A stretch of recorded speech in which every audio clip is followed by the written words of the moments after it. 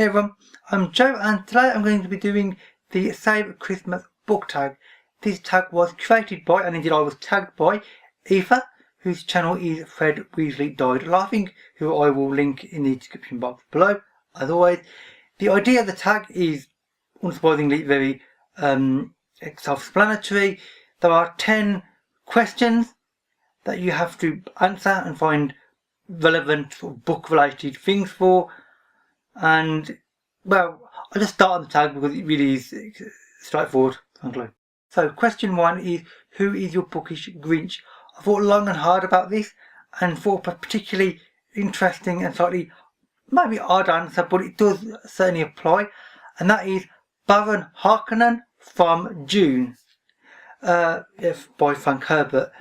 Baron Harkonnen is the sort of big bad guy as such in the book, and he's a very disturbing and unpleasant individual, frankly. He's a bit of a sadomasochist in the really worst senses of the word. I mean, he really likes to torture people and then chop their heads off, and he's just generally not pleasant, as you can tell. So he would not make Christmas a good time. I mean, yeah, you'd have probably a pretty mad party, but then you're liable to have something extremely unpleasant and extremely unhealthy happen to you after the party ends, which frankly I don't want that. I mean, I want a party where I'm actually living at the end of it, frankly. Question 2 is, we need toys. What creative character will you get to help you create toys for Christmas? For this, I thought of somebody who might not be everybody's first choice, and also is a relatively little known character as far as the wider booktube community goes, and that is a character called Ozzy from both the Commonwealth Saga and the Void trilogy by Peter F. Hamilton, whose books are literally right there above my head. Ozzy is an eccentric inventor. He is responsible for creating the first wormhole from his basement. As is often the case, great inventions seem to be made from people's basements or garages, and indeed he follows through with that. And he's not a bad person, of course, just because he happens to invent things that are potentially deadly. You know, he's trying to invent things for the advancement of mankind, and people happen to use them for some good purposes, some extremely unpleasant, as you do.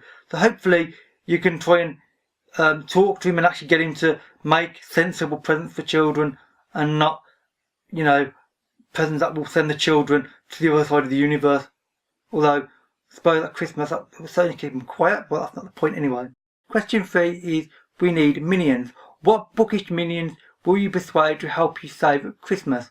Now, for this, I'm taking it to be minions and elves as basically a workforce to help produce the toys and to basically get everything done on time, because obviously, you know, Father Christmas can't do everything by himself. He's not that magical. So I've chosen a very practical decision, and that is one of the armies from the Rift War trilogy by Raymond D. Forrest. This book, and indeed the trilogy and Raymond D. Forrest himself, I love. I think this book and the trilogy is frankly fantastic. It's one of my favourite fantasy series ever. And there are multiple armies in this book overall, in different locations, and it's quite complex because it's actually across multiple different worlds. It's like a multiverse theory in fantasy, which is personally unusual, at least not that I've come across. And obviously armies are already well disciplined and vast in number, so that will be very useful for getting stuff done, frankly. Question 4 is, we need reindeer. What sidekick will be your Rudolph? For this, I've chosen one that I can't say much about because it's significant to the main character, and that is the Banda Bear from Beyond the Deep Woods. This is by Paul Stewart and illustrated by Chris Riddle. Chris Riddle has become very popular in the last 5 years or so due to various other books. This is the first time I encountered him, over 10 years ago now, I think, and I love this book. I really do. I haven't actually finished the overall series. There's different trilogies within this world. I've read a couple of the trilogies, but not all of them yet, although hopefully I'm planning to try and fix that in the next year. the panda bear is basically a very large bear. It's like a 10 or 12 foot bear. It's there, if you can see, two great big tusks, and it's a great big thing. It's not particularly violent though, and I can't say any more because it's related to the main character, but it's a really nice big thing. And yeah, it's once you read the book, the panda bear will stay with you for a very long time, possibly forever, as with me. Question 5 is, we need a sleigh. What item from a book will you use for your sleigh? Now for this I've chosen one that started, and indeed still is, a television show, but they have made books based on it. So that is actually a valid choice. And that is the TARDIS from Doctor Who. Frankly, what other item could Father Christmas use to visit every house in the world at exactly the same time in one night, essentially, that other than the TARDIS? I mean, the TARDIS is just that time and relative dimension in space. It's the only thing that can actually get around the world in one night, because you can appear in one place and then disappear and then appear at exactly the same time, or a few seconds before in another place, and then just keep doing that millions and billions of times around the world. Although that would be really tiring, but still, that's the only way I could see Father Christmas working, frankly. So I actually think that in some ways Father Christmas's sleigh must be related to the TARDIS, frankly, because it's the only explanation that works.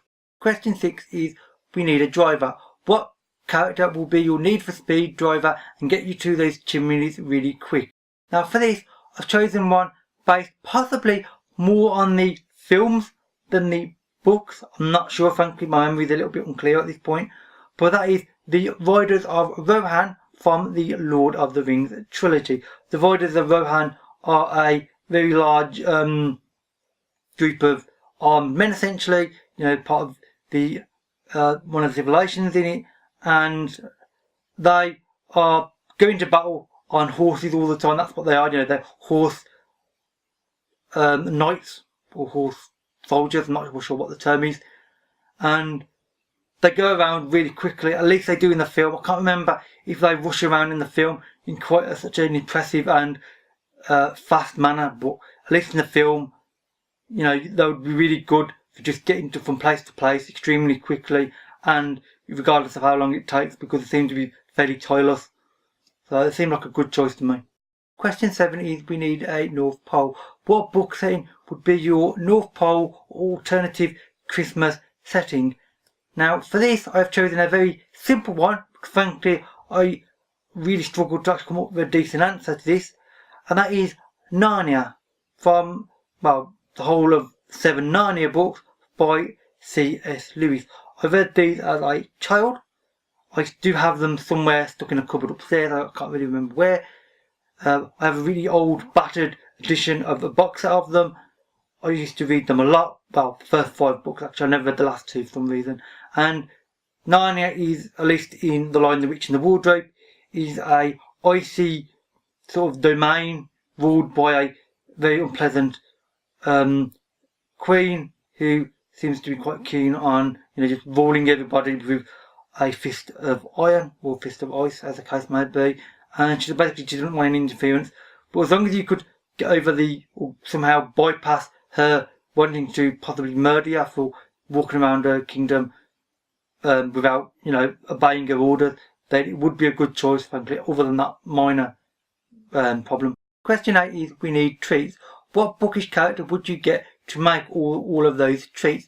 For this, the answer is actually fairly obvious to me, because I actually have a cookbook by this character, sarcastically anyway, and that is Nanny Og from Tea Patch's Discord.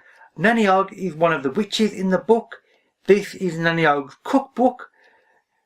Nanny Og does some very unusual recipes, let's say. She's a good cook. Some of her recipes, only a small amount, are very suggestive, let's say.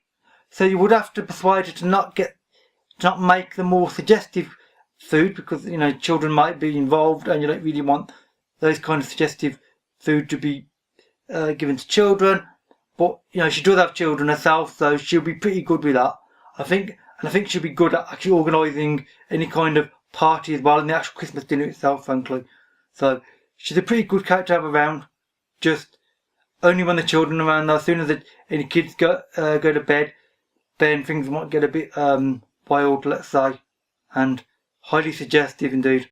The 9th and penultimate question is, we need Santa. What kind and jolly character would you want for Santa? Now for this, my choice sounds odd, but actually makes perfect sense, and that is another one from the Discworld and Team Patchit, and that is Death. Now Death isn't most people's first thought when they think of a Father Christmas figure. However, Death does actually have experience in the Discworld of being Santa Claus, because in the Hogfather, Father Christmas, or the Hogfather, goes missing for reasons I'm not going to go into, and Death basically temporarily takes up his duties.